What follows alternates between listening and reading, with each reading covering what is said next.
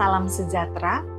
Perkenalkan, saya Wilhelmina Mitan, SEMAKAK, dari Program Studi Akuntansi Fakultas Ekonomi dan Bisnis Universitas Nusa Nipah Maumere. Saya bekerja pada Program Studi Akuntansi Universitas Nusa Nipah Maumere sejak 20 Juli 2017. Dengan kompetensi keahlian saya di bidang akuntansi keuangan. Pada kesempatan ini, saya akan memaparkan salah satu mata kuliah yang saya ampu pada Program Studi Akuntansi Universitas Nusa Nipah Maumere. Mata kuliah yang saya ampu, yang akan saya paparkan pada video ini adalah Akuntansi Keuangan Lanjutan 1. Mata kuliah ini merupakan mata kuliah wajib pada program studi akuntansi dan memiliki mata kuliah prasyarat, yaitu mata kuliah Akuntansi Keuangan Menengah 2. Setelah menempuh mata kuliah ini, mahasiswa apabila dinyatakan lulus maka dapat menempuh mata kuliah lanjutan adalah Akuntansi Keuangan Lanjutan 2. Mata kuliah ini memiliki bobot SKS sebanyak 3 dan bersifat teori dengan jumlah pertemuan sebanyak 16 kali pertemuan dan masing-masing pertemuan 150 menit. Adapun capaian pembelajaran lulusan yang dibebankan pada mata kuliah ini yang meliputi aspek yang pertama, sikap, yaitu menunjukkan sikap bertanggung jawab atas pekerjaan di bidang keahliannya secara mandiri. Aspek yang kedua, pengetahuan, yaitu menguasai konsep dan teori akuntansi keuangan lanjutan mengenai pengakuan, pengukuran, penyajian, dan pengungkapan elemen-elemen laporan keuangan, baik entitas tersendiri maupun konsolidasi. Aspek yang berikut, keterampilan umum, yaitu mampu menunjukkan kinerja mandiri, bermutu, dan terukur. Aspek yang berikut, keterampilan khusus, yaitu mahasiswa menguasai konsep akuntansi keuangan lanjutan, serta mampu menganalisis transaksi akuntansi lanjutan dan menyajikan laporan keuangan baik entitas tersendiri maupun konsolidasi. Perlu saya sampaikan deskripsi singkat dari mata kuliah Akuntansi Keuangan Lanjutan 1. Mata kuliah ini berisi tentang konsep-konsep akuntansi lanjutan yang berkaitan dengan akuntansi persekutuan, akuntansi penjualan konsinyasi, akuntansi penjualan angsuran, akuntansi kantor agen, dan akuntansi kantor pusat dan kantor cabang. Melalui pembelajaran mata kuliah ini, mahasiswa diharapkan dapat memiliki keterampilan dasar dan pemahaman mengenai penerapan akuntansi keuangan lanjutan, serta bertanggung jawab dalam menyelesaikan transaksi keuangan lanjutan sampai dengan menyusun laporan keuangan gabungan kantor pusat dan kantor cabang. Metode pembelajaran yang digunakan dalam kegiatan pembelajaran dilaksanakan dengan student-centered learning. Pada mata kuliah ini, metode pembelajaran yang digunakan adalah case-based learning dan project-based learning. Yang pertama, untuk case-based learning atau studi kasus, ini meliputi pengakuan, pengukuran, penyajian, dan pengungkapan transaksi yang berhubungan dengan yang pertama, materi akuntansi persekutuan yang terdiri dari pembentukan persekutuan, pembagian laba dan rugi persekutuan, perubahan kepemilikan, kemudian likuidasi persekutuan. Yang berikut materi akuntansi penjualan konsinyasi, kemudian materi akuntansi penjualan angsuran, dan materi akuntansi kantor agen. Selanjutnya, untuk metode project based learning, ini meliputi penyajian laporan kantor pusat dan kantor cabang sampai dengan penyajian laporan keuangan gabungan.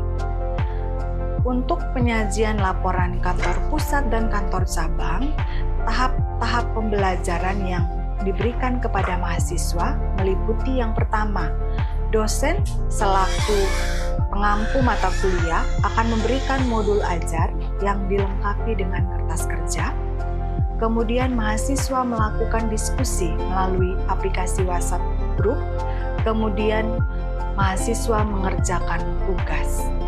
Media pembelajaran yang digunakan pada mata kuliah akuntansi keuangan lanjutan 1 adalah yang pertama untuk perangkat kerasnya berupa LCD proyektor, kemudian laptop dan papan tulis, dan perangkat lunaknya WhatsApp dan Microsoft Excel yang digunakan untuk kertas kerja tugas. Metode penilaian yang digunakan pada mata kuliah akuntansi keuangan lanjutan 1 meliputi yang pertama tes tertulis, yaitu melalui UTS dan UAS.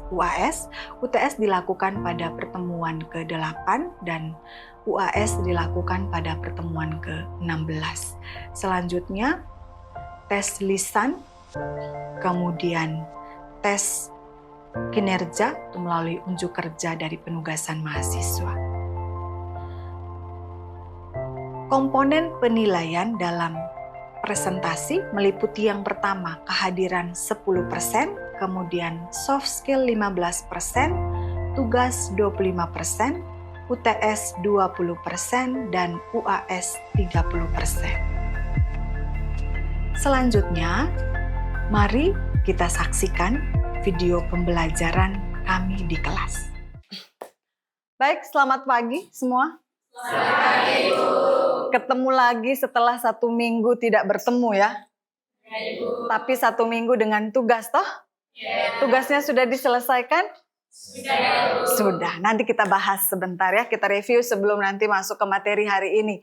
Baik, minggu lalu ya, materi kita adalah kantor pusat dan kantor cabang ya, dengan tugas yang sudah saya berikan berupa tugas kelompok, yaitu masing-masing kelompok harus menyajikan laporan keuangan pusat dan laporan keuangan cabang ya. Angkat tangan kelompok kantor pusat ya, bertiga. Kelompok kantor cabang ND, oke. Kantor cabang Larantuka. Iya. Nah, saya sudah terima ya laporan keuangan yang sudah dikirim. Ada beberapa yang sudah betul secara pengakuan akunnya, ada beberapa yang masih keliru ya. Sehingga laporan keuangan dari pusat, dari cabang ND maupun cabang Larantuka itu masih ada yang selisih. Karena kita belajar laporan keuangan kan harus apa? Balance gitu ya. Nah, jadi sebelum kita masuk ke laporan keuangan gabungan, saya persilakan kepada masing-masing kelompok, mungkin perwakilannya kesulitannya apa dalam menyajikan laporan kantor cabang kemarin. Silakan. Siapa dulu? Ya, silakan Bobby. Di sini kami ada kesulitan dalam membuat jurnal ini. Di sini kami ada penerima jumlah barang persediaan dari kantor pusat. Di sini kami kesulitan dalam membuat jurnal.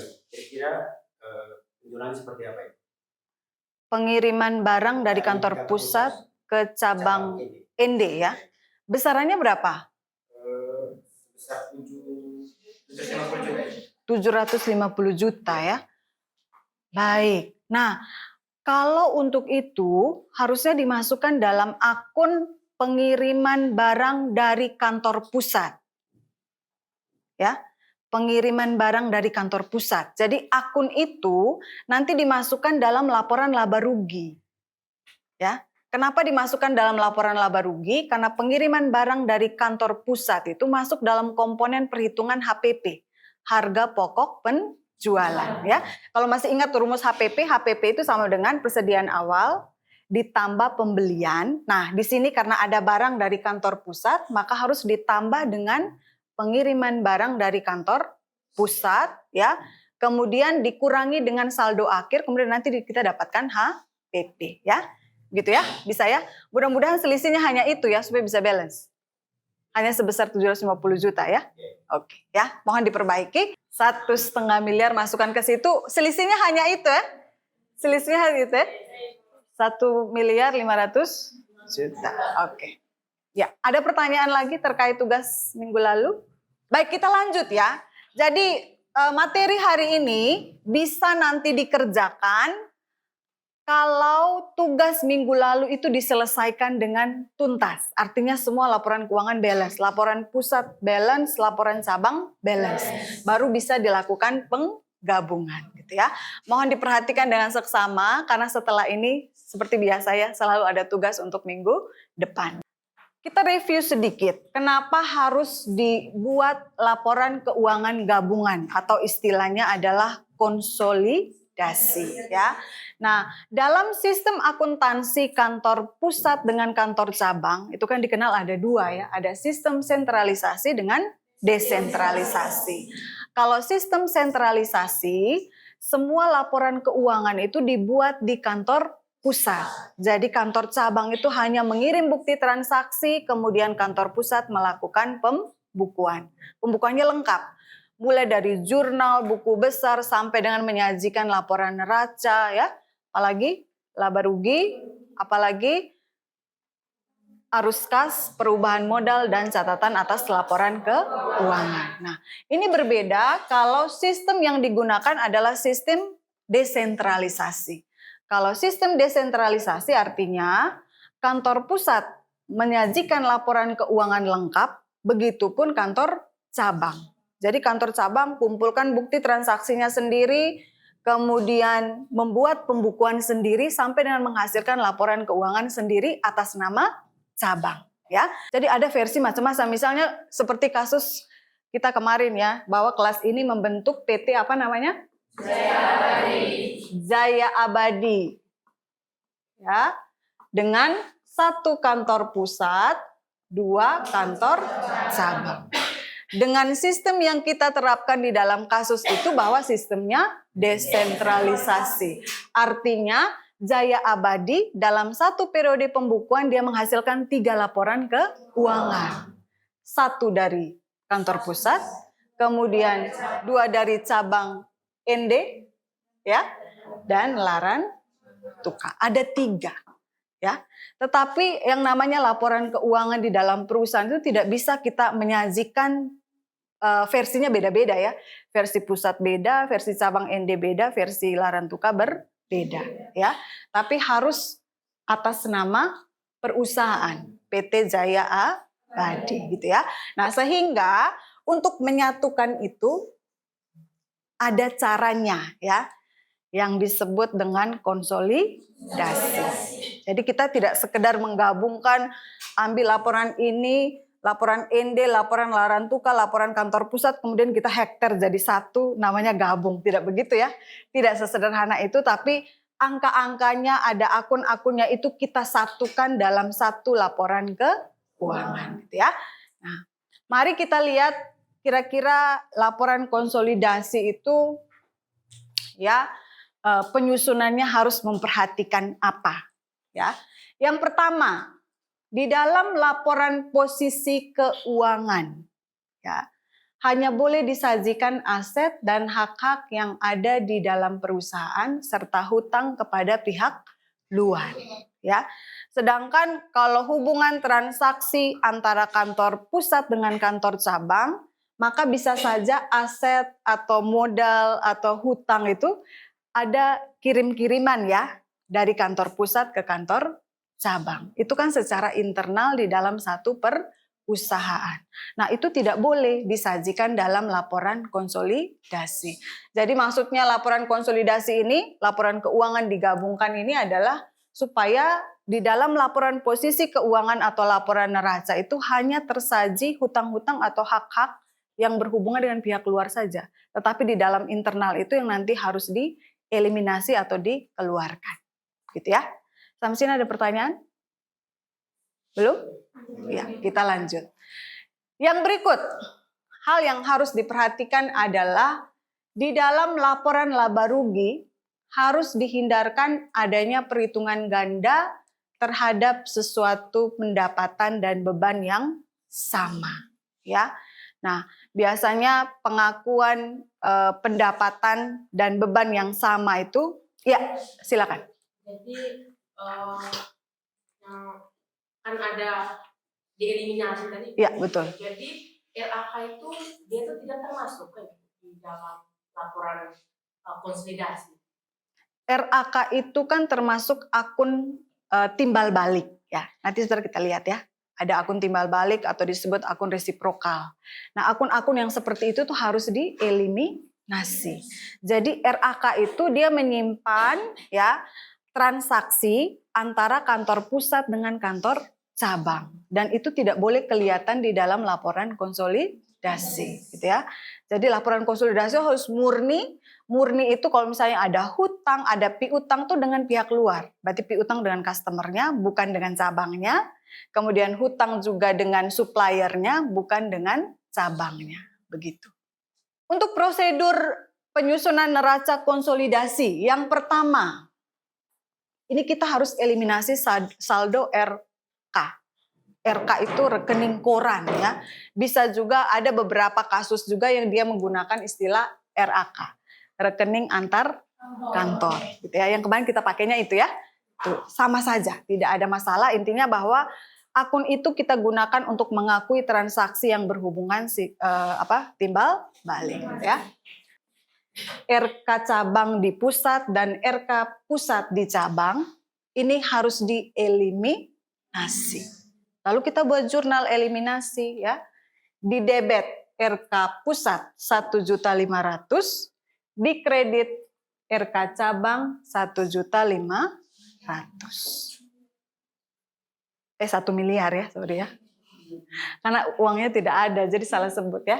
Jadi RK pusat 1.500.000.000 dengan RK cabang 1.500.000.000 ya. Ini debit, RK cabang di kredit. Ya, dihapus. Jadi nanti di dalam laporan neraca konsolidasi, angka ini sekaligus akunnya tidak ada. Ya, bisa paham ya? Jadi kalau bisa dijelaskan sederhana, RK pusat yang diakui oleh kantor cabang ya, itu merupakan modal yang dititipkan oleh kantor pusat ke kantor cabang.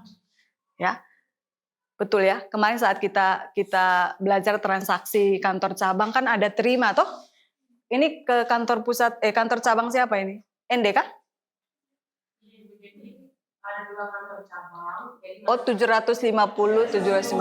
Oke, ya. Berarti nanti saat kantor pusat melakukan konsolidasi, maka 750 juta di RK pusatnya ND dengan 750 juta ya di RK pusatnya Larantuka itu nanti hilang di dalam laporan neraca konsolidasi.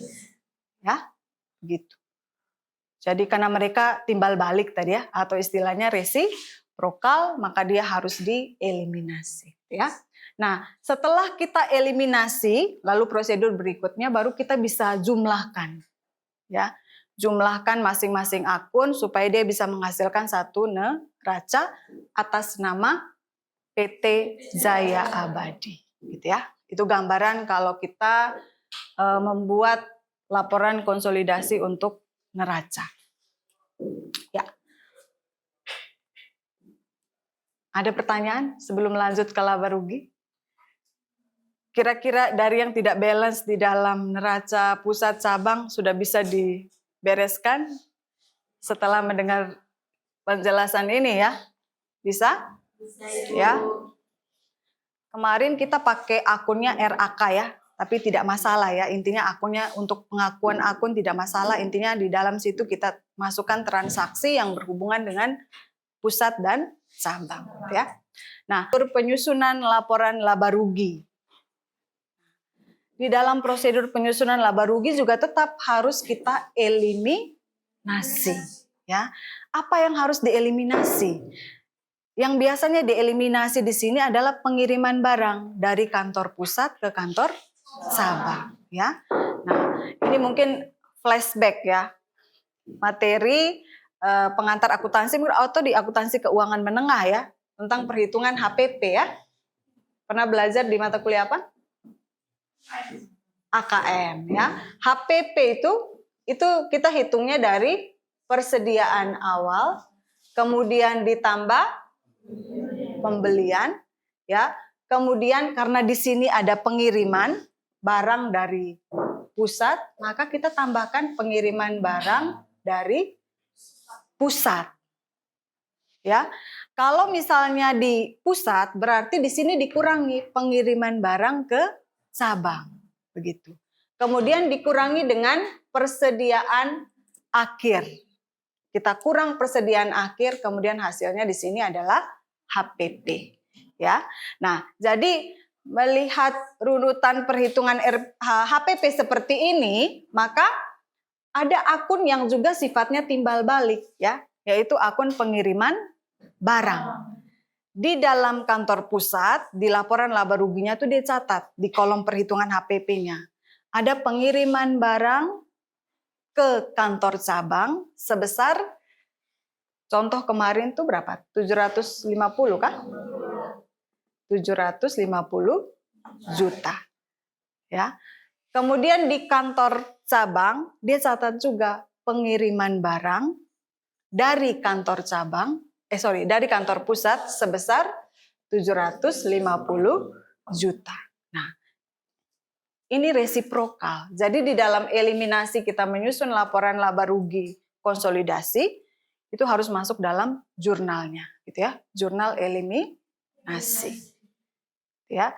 Jadi pengiriman barang dari pusat ya, itu nanti masuk di debit, kemudian pengiriman barang ke kantor cabang masuk di kredit. Supaya kita eliminasi. Jadi nanti akun ini ya, pengiriman barang dari pusat di kantor cabang, pengiriman barang ke kantor cabang di kantor pusat itu tidak akan terlihat di dalam laporan konsolidasi. Begitu. Bisa? Bisa dipahami? Bisa, Ibu.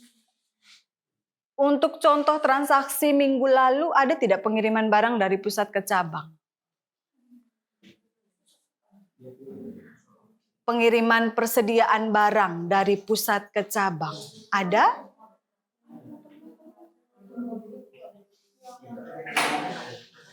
Ada ya? Ada ya? Karena barang settingan barangnya kan Honda dan lain-lain tuh toh. Ya, dari pusat kirim ke Larantuka sekian, dari pusat kirim ke ND sekian gitu ya. Nanti itu masukkan di dalam akun pengiriman barang. Kalau di pusat berarti ke cabang, kalau di cabang berarti dari kantor pusat. Bisa ya? Jadi kemungkinan saya cek juga kemarin yang dikirim tuh belum balance semua, hampir semua ya. Belum balance tuh karena keliru belum masukkan itu ya. Jadi mohon nanti itu dilengkapi supaya nanti kita bisa lanjutkan untuk menyelesaikan kertas kerja konsolidasi. Gitu ya. Nah, sekarang kita lihat sedikit contoh. Contoh menyajikan